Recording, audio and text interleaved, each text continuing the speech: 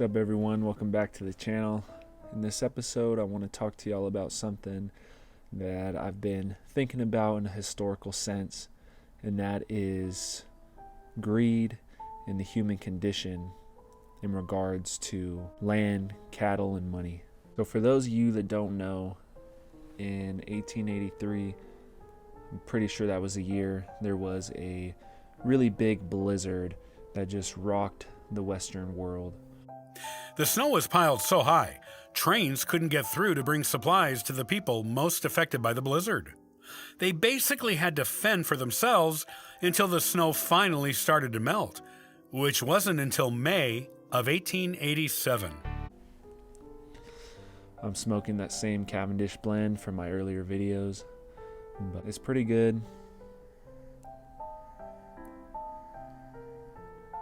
It's always treated me right. Thank you for tuning into this, and if you stay with this until the end, you will get a truly unique perspective on just Western cattle and land in general. So, keep watching. Up until the Great Blizzard that killed a large majority of the livestock out here in the West, talking from Montana down to Texas, just vast herds were decimated.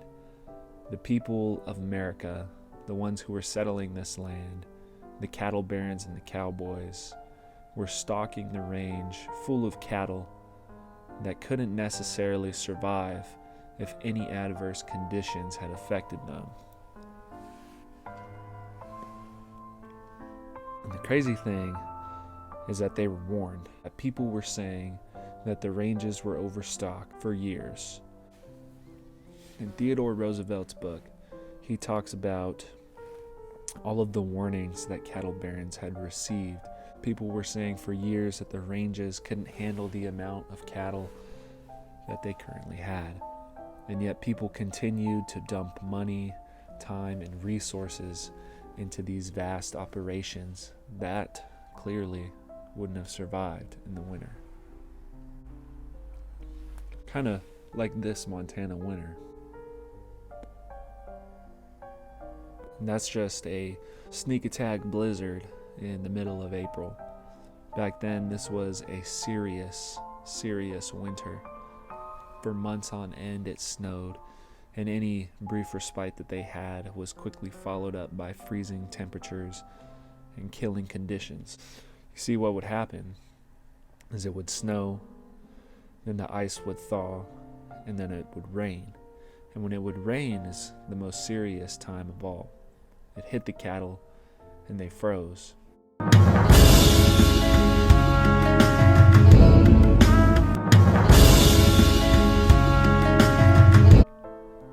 They froze because it soaked into their hide, and when the night came, the temperatures were so low that the cattle just froze to death, and there was nothing the ranchers could do.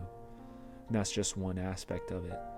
The blizzard was so strong that it just piled up ginormous drifts that blocked anybody from finding cows, and it blocked their access to food and water, other than snow, of course. This caused the cattle to die of starvation in the middle of winter.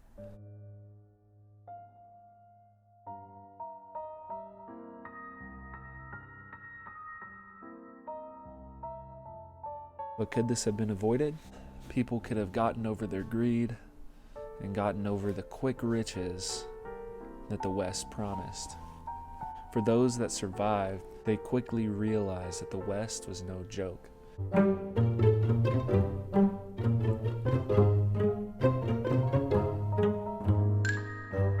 The West is a place where only the tough survive. It's not for the faint of heart. So let that be a warning to you. If you're trying to become a cowboy or a cattleman out here in the West, the winters are brutal, the winds are rough, and the summers are hot. The bad winter leads to a bad summer. A bad summer can quickly lead to a really bad winter. Entire investment, all of the cattle that you thought were a sure thing, quickly turn into nothing. You see, people failed to prepare. They failed to look reality in the face. They failed to listen to those offering advice to them. The simple fact of the matter is that the people of 1883 were too prideful to take the advice of experts and other people who were just simply telling them that a disaster could come with one bad winter. But that's human nature.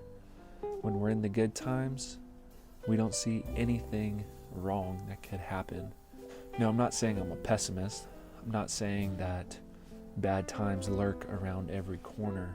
What I'm saying is that we need to be ready for the bad and the good. Just because times are good now does not mean that they're going to be good forever.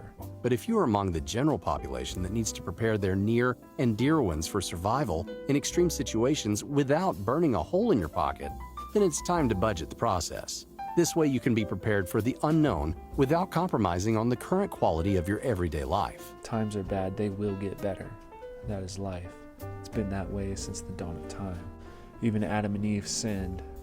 They went from good to really bad, but yet God was still there in the garden with them.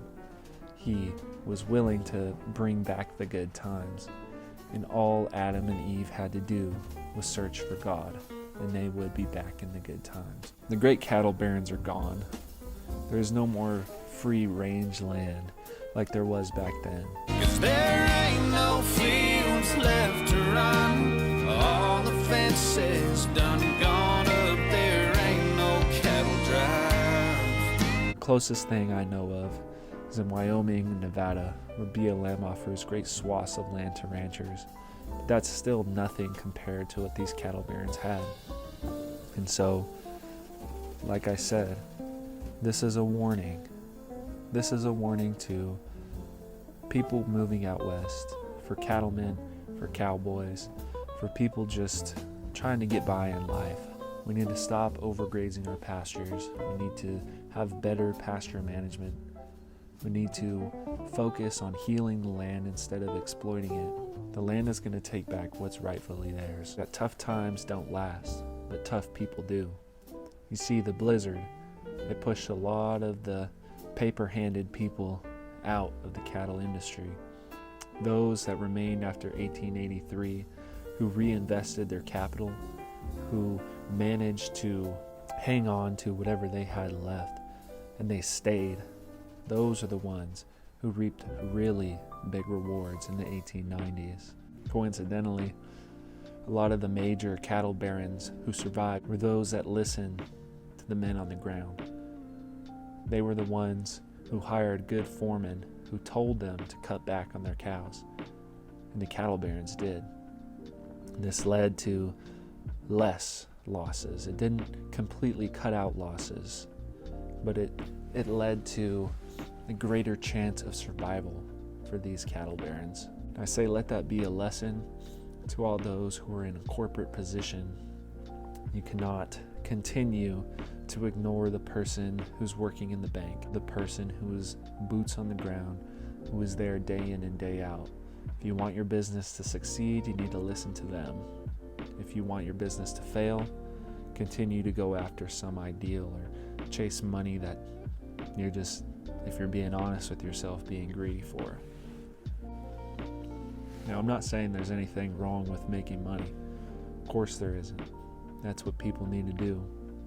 But there is something wrong with being greedy and not listening, not taking the advice of people underneath you and above.